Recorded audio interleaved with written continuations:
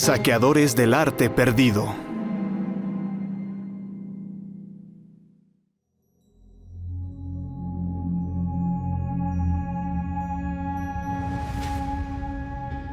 Cerca de la ciudad de Xi'an, en el noreste de China, se encuentra un enorme y antiguo mausoleo, el cementerio de la poderosa dinastía Tang. La dinastía Tang debe haber sido uno de los imperios más poderosos del mundo. La dinastía Tang duró más de 300 años. Y cuando los chinos miran hacia el pasado, pueden ver que este periodo fue una de las dinastías más poderosas de su historia. Fue aquí, en 1960, donde un equipo de arqueólogos chinos hizo un descubrimiento extraordinario. En cuanto descubren una tumba u otros restos que puedan corroborar los textos, los arqueólogos, epigrafistas e investigadores en China se emocionan increíblemente. Abrieron una de las tumbas más pequeñas. Pertenecía a una joven princesa que había vivido hacía más de 1200 años. Lo que encontraron adentro los asombró. Es una de las tumbas más grandes de la dinastía Tang descubiertas hasta ahora. Son descubrimientos arqueológicos muy importantes, vitales para nuestra comprensión de la vida y la vida después de la dinastía Tang. Era un tesoro, pero no de plata ni de oro. El tesoro estaba en las paredes. La primera sección de las pinturas murales representa al guardián oficial que resguarda la tumba. La segunda parte de la tumba es sobre su vida personal. Y la última sección de la pintura mural es donde se encontró el ataúd. Tiene una creación de una vida después de la muerte al darle los espacios que serían apropiados para ella. Un hallazgo increíble. En esas cámaras de la muerte encontraron vida. Saqueadores de tumbas.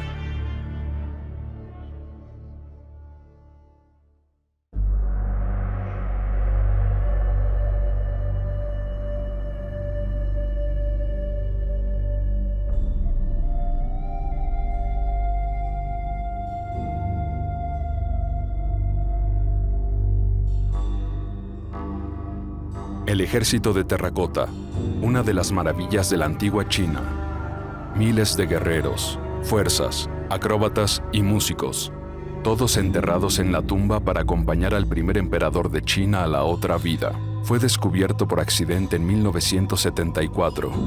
Desde entonces, el ejército de terracota se ha convertido en Patrimonio de la Humanidad de la UNESCO y uno de los destinos turísticos más populares de la China moderna.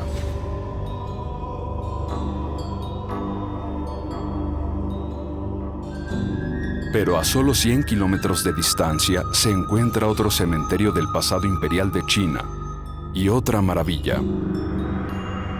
Los murales descubiertos en las tumbas del mausoleo de Qianling ofrecen una visión sin precedentes de la vida durante la dinastía Tang. Una edad de oro en la historia china cuando gobernó un imperio más grande que el de Roma. La gran dinastía comenzó en el año 618. El último emperador había sido asesinado. China estaba envuelta en la guerra civil, pero del caos surgió una nueva familia gobernante. Realmente comenzó con la familia tomando el poder de la decadente dinastía Sui. China había estado sufriendo casi 500 años de guerra civil. Poco después de que la dinastía Tang unificara a China nuevamente, esto se desarrolló rápido, económica y culturalmente. La familia gobernante de la dinastía Tang, la familia Li, era una familia aristocrática de habla turca de las regiones del noroeste de China.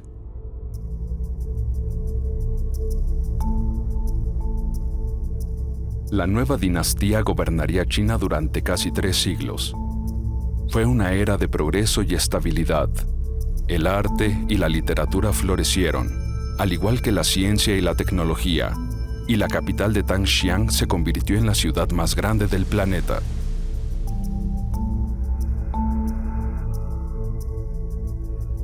Hoy en día, la metrópolis moderna de Xi'an está construida en este sitio. Quedan pocos restos de la capital Tang. Pero la gran pagoda del ganso salvaje en el sur de la ciudad es una que data de mediados del siglo VII y ofrece un indicio de la grandeza perdida de Xi'an. La capital Tang original habría sido completamente arrasada al final de la dinastía. Usted pasea por las murallas de la ciudad hoy en día y todavía puede darse cuenta de una idea de esta increíble ciudad. La capital Tang tenía docenas de templos enormes y bien patrocinados. Algunas de las torres y pagodas que se estaban construyendo habrían sido de hasta 60 o 70 metros de altura. Un lugar increíble en el horizonte. Siendo Xi'an la capital de todo el planeta, recibió muchos comerciantes y personas religiosas, e incluso visitantes de todo el mundo.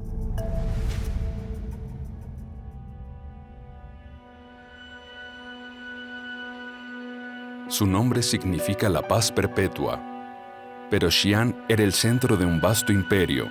La influencia de los Tang se extendió hasta el moderno Vietnam y Corea en el este, y hasta Afganistán en el oeste. En el cenit del imperio, más de 50 millones de personas vivían bajo el gobierno Tang. Los emperadores comandaban ejércitos de 500.000 soldados profesionales. Pero el dominio Tang en Asia Central no estuvo libre de desafíos. Las rebeliones e incursiones eran una amenaza constante. Y al oeste se encontraba un enemigo aún mayor, el poderoso imperio tibetano. Durante siglos, las dos potencias se disputaron el dominio. A veces resolvían sus diferencias a través de la diplomacia y los matrimonios mixtos, pero en otras ocasiones solo servía una solución militar. Habría ciclos de invasión y ocupación, contraataque y rebelión. El control de las rutas comerciales también fue ferozmente disputado, porque por poderosos que fueran los ejércitos Tang, el triunfo de la dinastía se basó en el flujo de bienes, en el movimiento de personas y en el intercambio de ideas.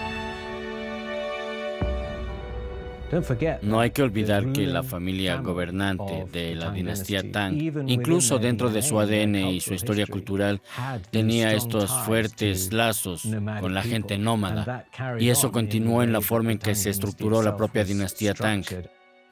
Estas conexiones y los signos de estas conexiones se convirtieron en parte de la realeza de la dinastía Tang. Entonces, por ejemplo, recibir embajadores, recibir comerciantes de países extranjeros, se convirtió en una forma para que la dinastía Tang reflexionara sobre sí misma. La cultura, el comercio, las ideas, la tecnología, casi todos los aspectos de la vida en la China de la dinastía Tang estaban conectados con una economía cultural regional más amplia. La dinastía Tang adquirió todos sus nuevos materiales y artesanías. Por ejemplo, vidrio, oro y plata. Y también nuevas religiones, como el budismo, el surrealismo y el maniqueísmo. Gente, lujos, mercancías, todo tipo de cosas entraban y salían constantemente. Los Tang establecieron rutas marítimas a Persia, Egipto, Mesopotamia y más allá. Pero fue por tierra donde fluyeron los mayores tesoros a lo largo de una legendaria ruta comercial hacia el oeste, la Ruta de la Seda.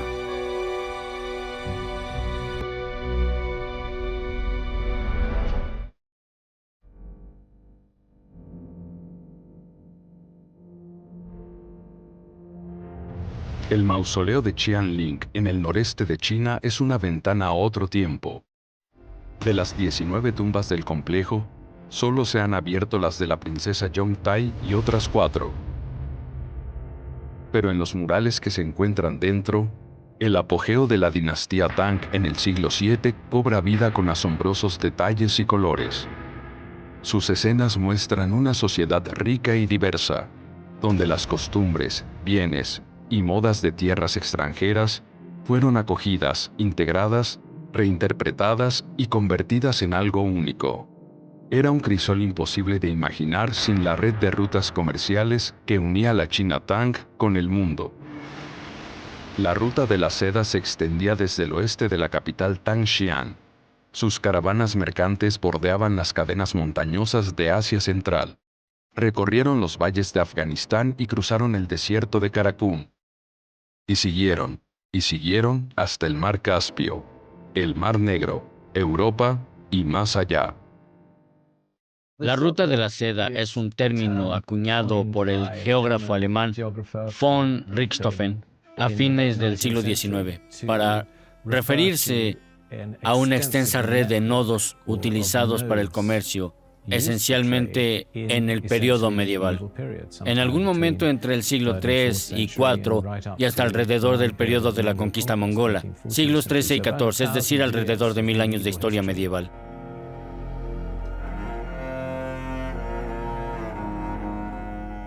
La ruta de la seda fue la corriente principal para hacer prosperar financiera y culturalmente a la dinastía Tang. La ruta de la seda fue un camino para la comunicación, migración y comercio que se llevó a cabo en la historia. En una red compleja de ciudades oasis que esencialmente unió a China con las partes centrales y occidentales de Asia. Las personas que dominaron la ruta de la seda fueron los sogdianos. La China Tang, el estado Tang, invirtió enormemente en la infraestructura de la ruta de la seda, porque valoraban las importaciones y valoraban la importación, el negocio de exportación, pero el comercio real estaba dominado por los asiáticos centrales, en lugar de por los chinos Tang a lo largo de la ruta en sí.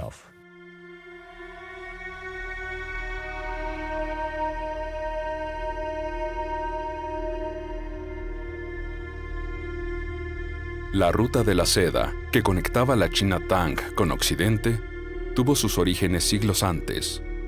Los griegos, bajo Alejandro Magno, habían empujado al este hasta la India. 2 siglos después, sus descendientes en Asia Central fueron recibidos por las embajadas chinas de la gran dinastía Han. La presencia militar china en la región siguió asegurando la primera ruta comercial abierta a través del continente. Los Han codiciaban a los caballos criados más al oeste, que eran más fuertes y más rápidos que sus razas nativas. Los lujos chinos como la seda fueron en sentido contrario, pasando de comerciante en comerciante a lo largo de miles de kilómetros, enriqueciendo a muchos en el camino. Pero una ruta comercial tan lucrativa fue disputada celosamente. Cada potencia en la región quería su parte, y los bandidos oportunistas siempre estaban listos para lanzarse sobre los indefensos y desprevenidos. La dinastía Han cayó en el siglo III. El Imperio Romano también se fracturaría pronto. La ruta de la seda se cerró. No fue hasta que la Tang unificó China y se expandió de nuevo a Asia Central en el siglo VII que se reabrió el vínculo directo con Europa y transportaría mucho más que solo seda.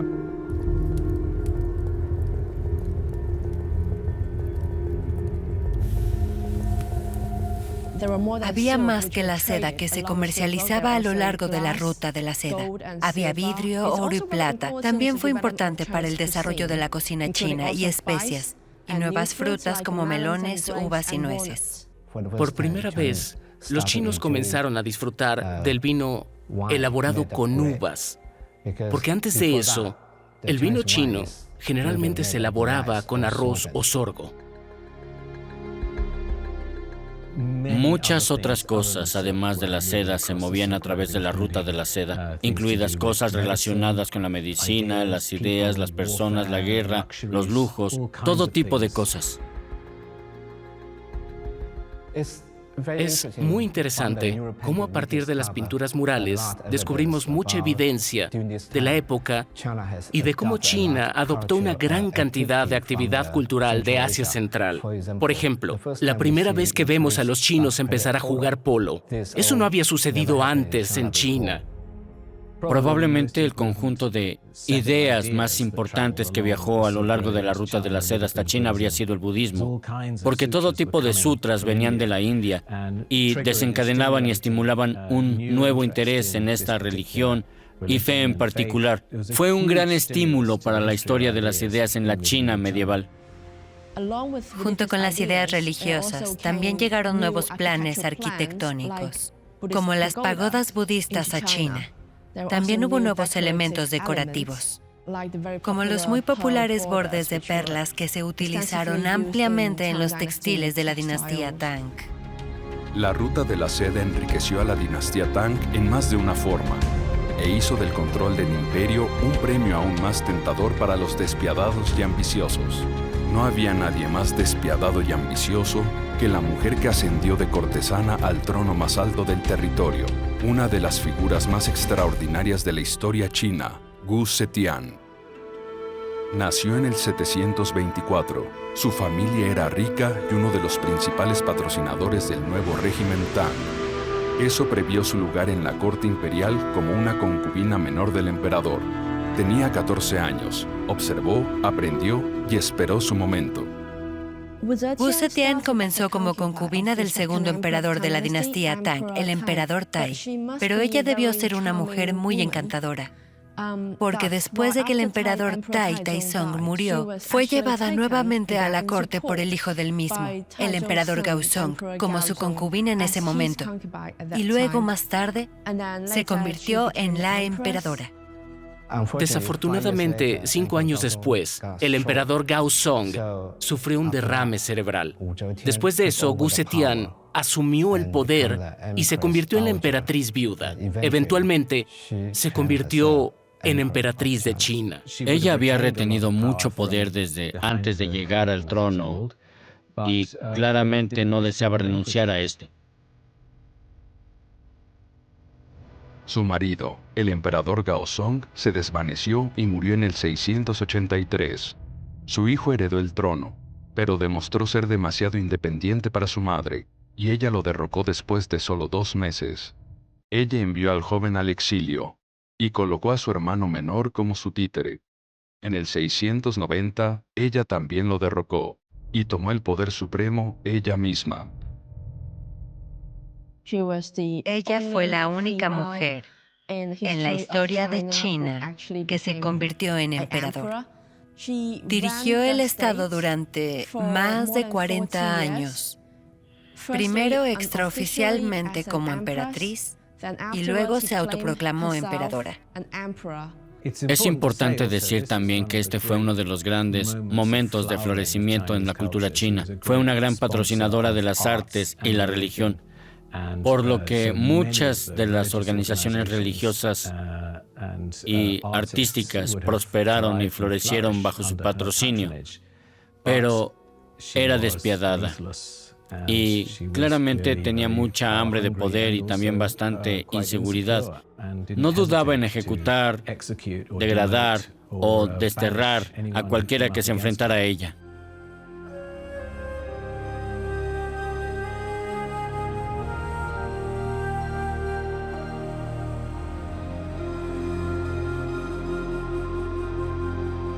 La policía secreta de Wu Zetian eliminó cualquier disidencia. Las familias antiguas y poderosas que podrían amenazarla fueron reprimidas. En su lugar, promovió a aquellos cuya lealtad era solo para ella, pero la corte imperial pronto se convirtió en un nido de facciones compitiendo por el favor. La palabra equivocada en el oído equivocado podría significar la muerte, e incluso su familia cercana no estaba a salvo. En su ascenso al poder, se dice que Wu Zetian mató a su pequeña hija para incriminar y desacreditar a un rival. Cuando llegó a ser emperadora, no había perdido nada de esa brutalidad calculadora, como pronto descubriría su nieta, la princesa Yontai.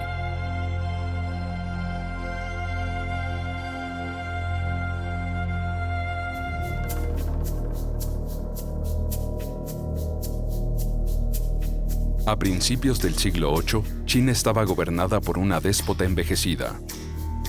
Wu Zetian había comenzado su vida en la corte como una humilde concubina, pero a través de su astucia y su brutalidad, tomó el poder, derrocó a sus propios hijos y declaró su nueva dinastía. Sin embargo, la emperatriz estaba envejeciendo. Ella confiaba cada vez más en sus 2 amantes, los hermanos Shang, Yishi y Chansong. Los Shang se hicieron poderosos y se hicieron enemigos. Entre los que susurraban contra los hermanos estaban dos de los nietos de Gu Zetian, los adolescentes, el príncipe Yide y la princesa Yong-Tai.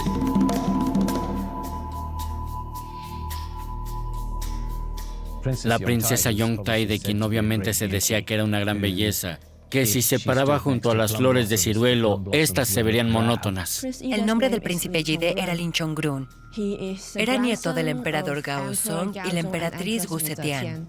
Pero cuando la emperatriz Gu Zetian estaba en el poder, se metió en problemas al criticar la relación inusualmente íntima de su abuela con dos oficiales varones y su confianza hacia ellos. Ella mostró lo que se habría considerado un comportamiento muy corrupto al favorecer a sus favoritos con tratos comerciales y estatus, títulos, elevándolos esencialmente mucho más allá de su valor. Gu Zetian descubrió que la princesa Yong-Tai, su hermano y su esposo hablaban sobre su vida privada a sus espaldas. Ella se molestó mucho. Sus conexiones juveniles y familiares no eran una defensa. La venganza de Gu Zetian fue rápida. Yide Yong-Tai y su marido fueron condenados a muerte. Hay diferentes registros sobre su muerte. Entonces, el príncipe Yide supuestamente fue asesinado. Pero hay diferentes historias sobre la muerte de la princesa Yong-Tai. No está del todo claro. Su epitafio dice que murió al dar a luz, pero lo más probable es que fuera envenenada y por la emperatriz Wu. Arqueólogos y estudiosos han descubierto a su hermano y también a su marido, que había muerto un día antes que ella. Entonces, con esta coincidencia, parece poco probable que muriera en el parto. Así que ahora, la mayoría de los eruditos están de acuerdo en que fue asesinada por su propia abuela, Gu Zetian. Pero el control del poder de Gu Zetian se estaba desvaneciendo. A pesar de los riesgos, se tramó un complot para eliminar a sus favoritos, los odiados hermanos Shang. Cuando enfermó a principios del 705, los conspiradores hicieron su movimiento. Los hermanos fueron asesinados y la emperatriz enferma fue obligada a abdicar. Los hijos que habían derrocado 20 años antes recuperaron el trono. La dinastía de Gu Zetian había terminado. Viejos crímenes fueron borrados con ella. La princesa Yong-Tai y su hermano fueron enterrados de nuevo. Construyeron nuevas y magníficas tumbas como símbolo de erradicación de la dinastía Gu Zetian.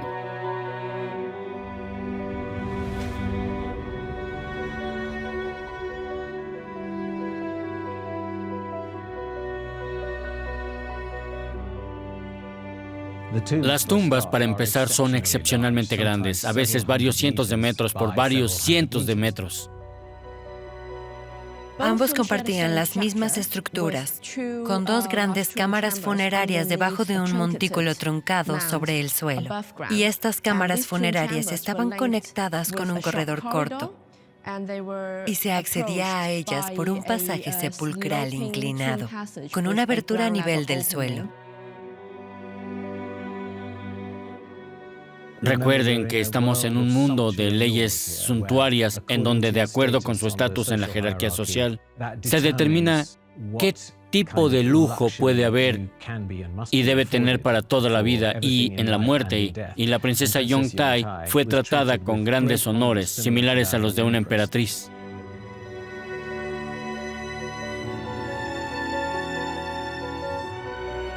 Las grandes tumbas de la princesa Yong-Tai y su hermano fueron selladas en el año 705, pero con el paso de las décadas y los siglos, las vías de acceso fueron olvidadas.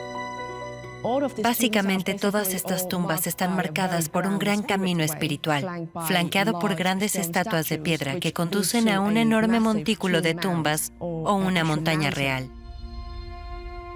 Originalmente habría guardias, guardianes y cuidadores viviendo en el lugar.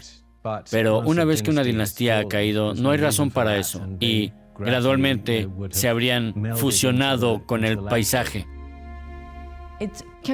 Puede ser muy difícil ubicar dónde están exactamente las cámaras de la tumba, ya sea bajo tierra o debajo de un gran montículo dentro de una gran montaña. Entonces, si ves el gran montículo ahí, pero aún no sabes dónde excavar y ubicar las tumbas, es porque todo está enterrado. La mayoría de las tumbas Tang fueron descubiertas poco después de la Revolución Cultural. China comenzó a abrirse al mundo exterior. Entonces necesitaban más alojamiento, hoteles, para acomodar a los visitantes. Por lo tanto, tenían un gran trabajo de construcción por todo China. Y este es el periodo principal en el que se han descubierto muchas tumbas Tang. Los arqueólogos comenzaron las primeras excavaciones científicas del mausoleo de Qianling en la década de 1960. El príncipe y la princesa adolescentes habían sido enterrados con un tesoro de oro, plata y jade. Pero eso no se encontraba en ninguna parte de sus tumbas. Han sido saqueadas y han perdido mucho desde entonces. Las tumbas de la zona Qianling probablemente fueron saqueadas a finales de la dinastía Tang, o si no, poco después, pero creo que la mayoría de las historias son que probablemente fueron soldados o bandidos quienes habrían hecho el saqueo. Los saqueadores solo podrían tomar lo que sea portátil. Probablemente no podrían haber tomado objetos muy pesados como sarcófagos pesados o campanas muy pesadas, por lo que habrían ido por objetos de valor, cosas hechas, por ejemplo, de plata. Se llevaron todos los objetos hechos de materiales preciosos como el oro y la plata o el jade. Por ejemplo, en la tumba del príncipe Shan Huai había un libro de jade con inscripciones doradas que indicaban su identidad. Pues ese libro de jade se rompió en pedazos y se lo llevaron. Y solo quedaron fragmentos en la tumba.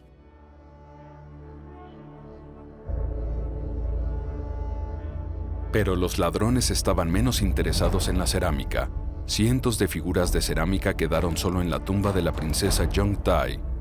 Y hubo otra cosa que los asaltantes no robaron: los impresionantes frescos que cubrían las paredes de la tumba.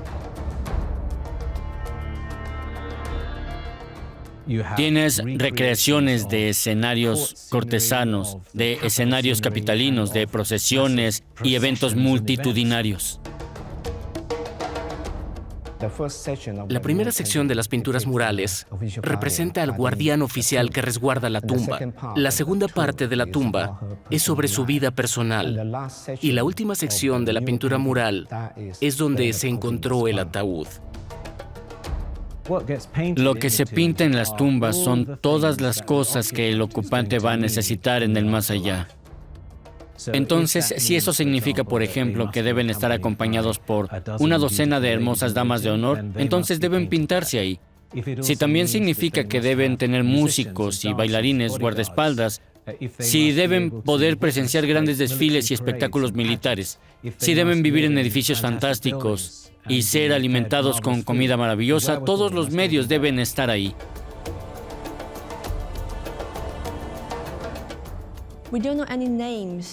No conocemos los nombres de los artesanos que crearon las pinturas murales dentro de las tumbas y también las figuras de cerámica, a pesar de que sus trabajos son muy finos y de alta calidad.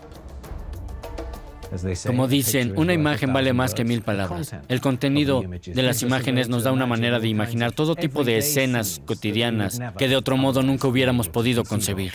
Solo algunas de las pinturas de la dinastía Tang han sobrevivido. Originalmente estaban pintados en seda, por lo que este descubrimiento de las pinturas murales nos ayudó a comprender su vida cotidiana.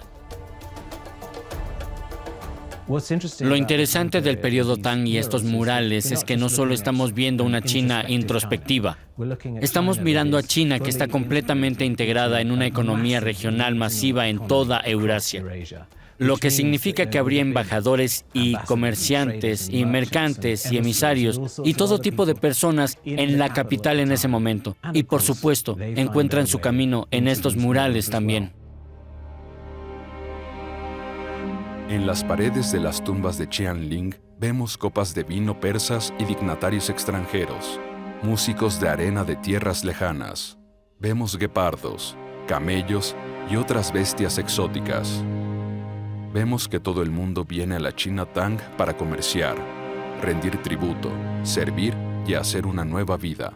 Y también vemos el cambio en la condición de la mujer. La sociedad definitivamente se volvió más tolerante y vibrante con la llegada de todas las modas nómadas. Y definitivamente hubo mucho menos segregación social de las mujeres. Las mujeres de la dinastía Tang disfrutaron de un estatus social mucho más alto en la sociedad que en cualquier otro período de la historia de China. Comenzaron a vestirse e imitar el estilo europeo, o incluso la moda de Asia Central de muchas maneras, en su maquillaje, en su vestimenta e incluso en su vida social. Esas fueron las costumbres adoptadas. Aún estamos en el periodo medieval. Sigue siendo un sistema patriarcal. El lugar de la mujer es corresponder al de los hombres, ser rescatada y no salir de detrás de la cortina. Pero dicho esto, las mujeres podían montar a caballo, las mujeres incluso podían jugar polo. Ciertamente podrían salir y moverse.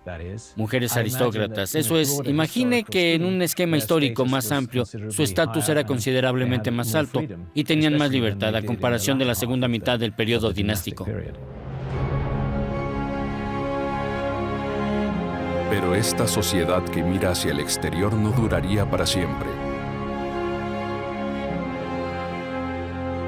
Incluso cuando la China Tang alcanzó su cenit, había fuerzas en el imperio que destruirían la dinastía.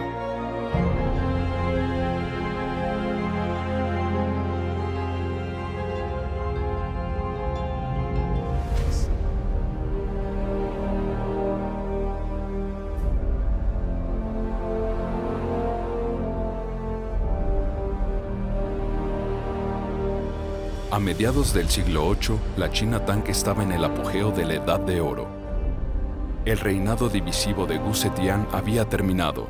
Bajo el gobierno de su nieto, el emperador Xuanzong, China disfrutó de décadas de estabilidad política, paz y prosperidad. La dinastía Tang debe haber sido uno de los imperios más poderosos del mundo, si no el más poderoso del periodo medieval. Tenía una población mucho mayor y un estatus comercial mucho mayor en comparación con cualquier otro estado de la época. Esta era fue muy abierta en China, con todo el intercambio cultural y de población. Floreció por completo en la dinastía Tang. Las tumbas en sí mismas son una gran medida de la escala de las tumbas. Ya sabes, varios cientos de metros por varios cientos de metros. Es una indicación de la riqueza, el lujo, el poder y cuál era el estatus de China entre las potencias regionales que comerciaban con ella, que la reconocían. Sin embargo, en diciembre del 755 se produjo un desastre. An Lushan era un general poderoso en el ejército Tang y un favorito del emperador, pero tenía una amarga rivalidad con el primer ministro del emperador. Después de una provocación de más, An Lushan se rebeló. La guerra civil comenzó en China. Con las poderosas guarniciones del norte bajo su mando, An Lushan avanzó hacia el sur. En cuestión de meses, sus ejércitos habían capturado la gran ciudad de Puyang. Ahí se proclamó primer emperador de una nueva dinastía, la Yan. Él marchó hacia adelante a Chang'an. El emperador huyó. La ciudad cayó. An Lushan no pudo asegurar todo el país. De hecho, ni siquiera podía gobernar a su propia familia. A principios del 757, fue asesinado por su propio hijo. Él a su vez fue asesinado por un general leal a An Lushan. La nueva dinastía Yan estaba implosionando. La rebelión fracasó, pero para los Tang, la victoria tuvo un costo. La economía estaba hecha jirones. Miles y miles habían muerto, y más se habían visto obligados a huir de sus hogares. La capital, Chang'an, había sido saqueada. La burocracia central ahí fue diezmada. El pegamento, por así decirlo, que mantenía unido al Estado empezó a desmoronarse y empiezas a tener militarismo, empiezas a tener rebeliones, empiezas a tener gobernadores independientes. Y esa es una receta para un desastre, para un Estado centralizado unificado. Una nueva serie de rebeliones agrarias acabó finalmente con la dinastía a principios del siglo X. La dinastía Tang nunca se recuperó de la rebelión del 756 de Anlushan, aunque en nombre continuó hasta el 907.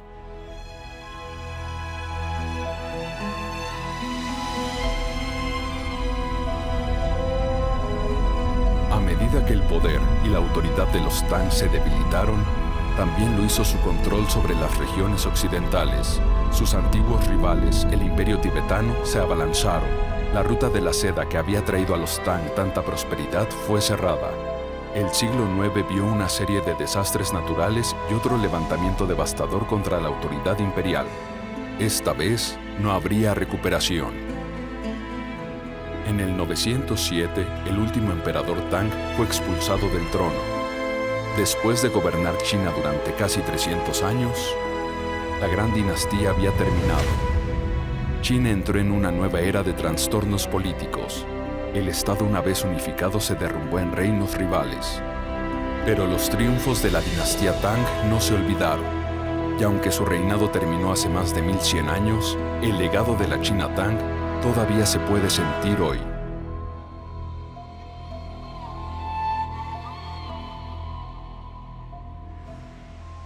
El impacto en la historia china ha sido inmenso.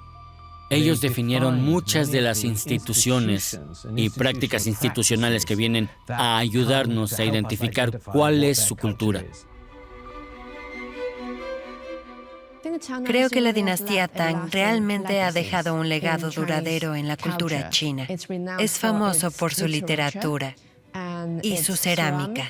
Además, es cuando comenzó la impresión de bloques de madera en China. Entonces, estos son los legados perdurables de la cultura china madura que aún son importantes en nuestra vida.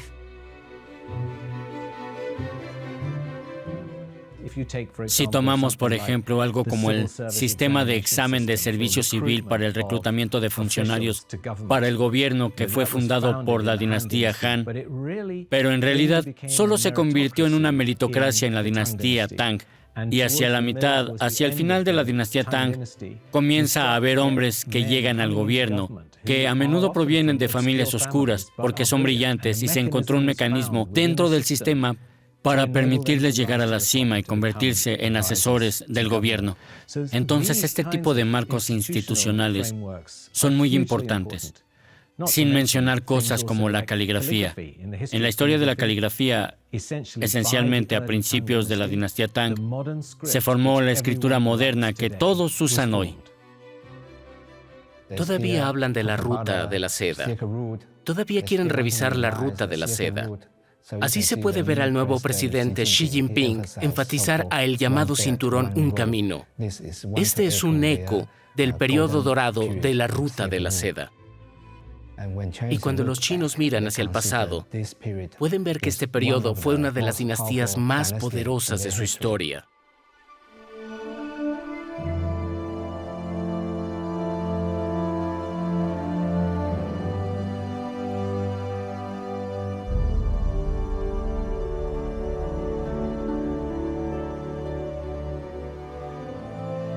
Impresionantes murales descubiertos en las tumbas de la princesa Yongtai y el príncipe Yide nos han abierto los ojos a las maravillas de la Edad de Oro. Pero la Tierra puede albergar aún más secretos. Muchas de las tumbas del mausoleo de Qianling no han sido excavadas. Aún pueden salir a la luz tesoros aún mayores. Es un gran complejo de tumbas, con las tumbas más grandes para emperadores y emperatrices, y las más pequeñas, lo que se llaman tumbas satélite para sus hermanos, descendientes o para funcionarios meritorios o generales, o personas de este tipo. Conocemos la línea imperial, conocemos los nombres de muchos miembros de la realeza. Seguramente habrá tumbas que no hayan sido descubiertas. La tumba principal en el mausoleo de Qianling, la tumba de la emperatriz Wu Zetian y el emperador Gaozong aún no han sido excavadas. Esta es también probablemente la única tumba real intacta que queda en el mausoleo. Estoy seguro de que todavía hay mucho arte Tang por descubrir, porque durante este tiempo, aparte de las tumbas reales que se han encontrado en la capital Xi'an, Todavía hay algunas personas de alto rango que han sido enterradas en diferentes partes de China, y estas tumbas aún esperan ser descubiertas.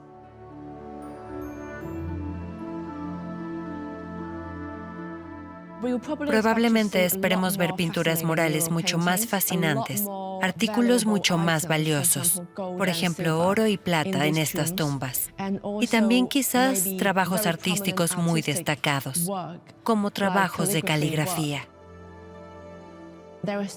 Todavía existe la leyenda de que una divina obra de caligrafía de un rey calígrafo oriental, Wang Shiji, estaba en una de estas tumbas imperiales de las dinastías Tang. Creo que el gobierno chino con sensatez tiene una política de no morder más de lo que puede masticar y de ocuparse una por una de las tumbas principales que requieren una gran cantidad de recursos y esfuerzos arqueológicos para excavar y luego informar. Entonces, creo que deberían tomarse su tiempo y hacerlo de manera metódica y sensata.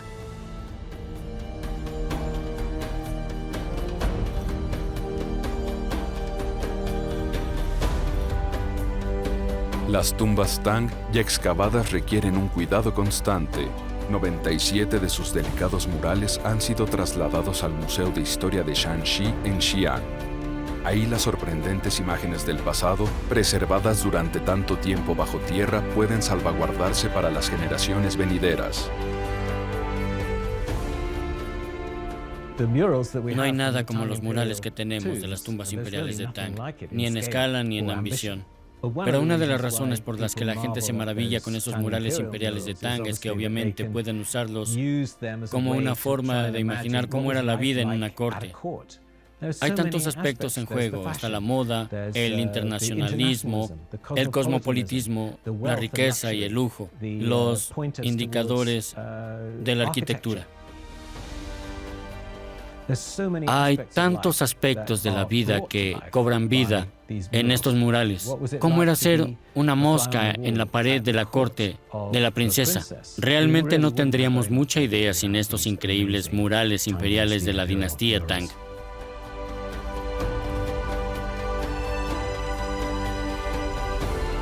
Pasarán al menos décadas antes de que se abran las tumbas restantes de la dinastía Tang. Pero los murales ya revelados han transformado la forma en que imaginamos la China Tang. Nos han mostrado lo que los libros de historia solo pueden decirnos, que esta era una sociedad cosmopolita, conectada con el mundo, y una superpotencia militar sin rival en su época. Y aunque los murales pueden haberse desvanecido y sus pinturas agrietado, han preservado algo más precioso que todos los tesoros que una vez llenaron esas tumbas silenciosas. Conservan la chispa de la vida.